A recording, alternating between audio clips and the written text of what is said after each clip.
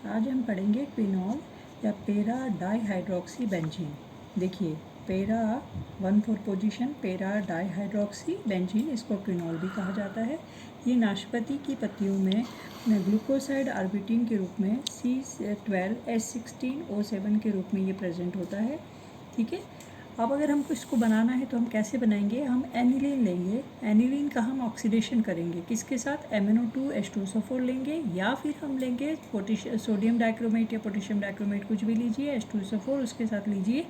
Acidic solution हमने दोनों के लिए हैं, MnO2 के और इसके, और इन दोनों में से किसी एक के साथ हम जब इसकी रिएक्शन करते हैं एनिलीन की, तो इसका ऑक्सीडेशन होता है और ऑक्सीडेशन होकर आपको पैराक्विनॉल मिलता है। ये पैराक्विनॉल जो आपको मिलता है, ये अगर आपके पास पैरा बेंजोक्विनॉल आपको ये जो मिला है, इसकी रिएक्शन अगर आप अपचयन कर दें, ठीक है ना, तो आपको पता है कि कीटोनिक ग्रुप, ये क्विनॉल ग्रुप जो है वो कीटोनिक ग्रुप को रिप्रेजेंट कर रहा है। तो कीटोन हमेशा अपचयन पे अल्कोहल्स बना के देते हैं, इसलिए हम फेरस आयन लेंगे जिनका एक्वस सॉल्यूशन में, या फिर हम लेंगे सल्फ्यूरस एसिड H2SO3। ठीक है, अगर हमने उसका सॉल्यूशन लिया है, जब हम इसकी रिएक्शन करेंगे तो इसका अपचयन होगा पैराबेंजोक्विनॉल का, और आपको क्या मिल जाएगा, ये क्विनॉल आपको मिल जाता है। या फिर हम दूसरी मेथड ले लें कि हम अमीनोफिनॉल ले लें, है ना, पैरा अमीनोफिनॉल अगर हमने ले लिया कि अमीनो ग्रुप पैरा पोजीशन पे फिनॉल के साथ, अगर हम इसकी NnO2HCl के साथ रिएक्शन करते हैं तो हमेशा अमीनो ग्रुप NnO2HCl के साथ 0 डिग्री सेंटीग्रेड पे रिएक्शन करके और आपको बना के देता है बेंजीन डाइजोनियम क्लोराइड। ठीक है ना, तो यहाँ फिनॉल का डाइजोनियम सॉल्ट आपको मिलता है, और ये जो डाइजोनियम सॉल्ट आपको यहाँ पर मिला है, अगर आप इसकी वाटर के साथ हाइड्रोलिसिस कर दें तो ये कन्वर्ट हो जाएगा OH ग्रुप में। इस तरीके से अमीनो ग्रुप से आप क्या बना सकते हो, फिनॉल ग्रुप बना सकते हो। अब ये जो आपके पास क्विनॉल कंपाउंड होता है, ये कलरलेस होता है, क्रिस्टलाइन सॉलिड होता है, 170 डिग्री सेंटीग्रेड इसका मेल्टिंग पॉइंट हो गया, और साथ ही साथ ये अल्कोहल, वाटर, ईथर सब में बहुत अच्छा सॉल्युबल होता है। इसकी इंपॉर्टेंट प्रॉपर्टी क्या है कि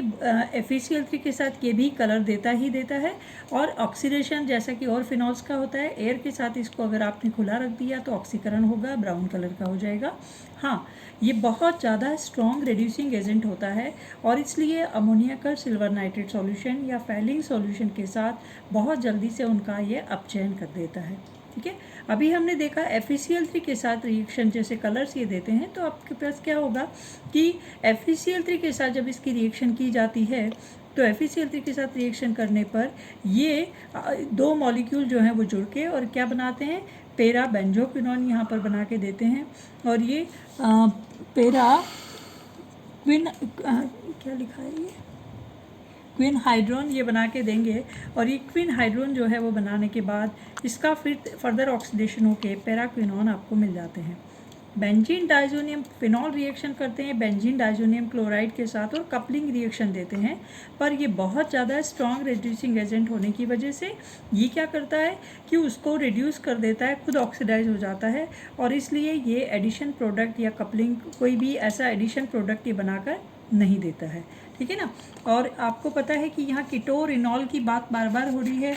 तो जैसा कि रिसोर्सिनॉल में हमने देखा था उसी तरीके से यहाँ पर भी इनॉल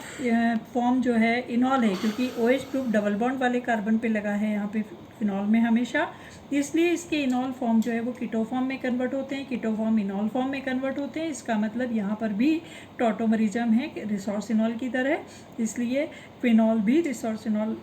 की मतलब ये दिखाते हैं, टॉटोमरिज्म दिखाते हैं, और जब सोडियम बाइसल्फाइड के साथ रिएक्शन की जाती है तो बाइसल्फाइड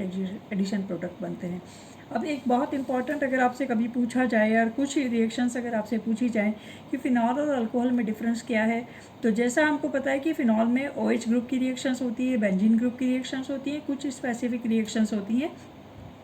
तो OH ग्रुप की रिएक्शन अल्कोहल फिनॉल में कॉमन होंगी, एस्टर बनना है और ये आपके पास रिएक्शन करना है अमीन के साथ, अमीन बनना है, मतलब जो कॉमन रिएक्शंस है वो तो बाइसल्फाइड कंपाउंड, ये सब तो कॉमन रिएक्शंस है जो कि फिनॉल अल्कोहल OH ग्रुप की रिएक्शन देते हैं। ठीक है ना, और बेंजीन, अब उसके बाद कुछ स्पेसिफिक रिएक्शन जो कि फिनॉल और अल्कोहल को डिफ्रेंशिएट करती है कि ये जिंक डस्ट के साथ जब फिनॉल को गर्म किया जाता है तो हाइड्रोकार्बन बनाता है, जो कि अल्कोहल्स में नहीं होता है। ठीक है ना, जब इसकी PCl5 के के साथ रिएक्शन करती हैं तो ट्राईक्लोरो कंपाउंड्स यहाँ पर बनते हैं, जबकि इसके केस में नहीं बनते, मोनोक्लोरो कंपाउंड्स बनते हैं। जब इसकी फॉर्मल्डिहाइड के साथ रिएक्शन करते हैं फिनॉल की, तो ये एक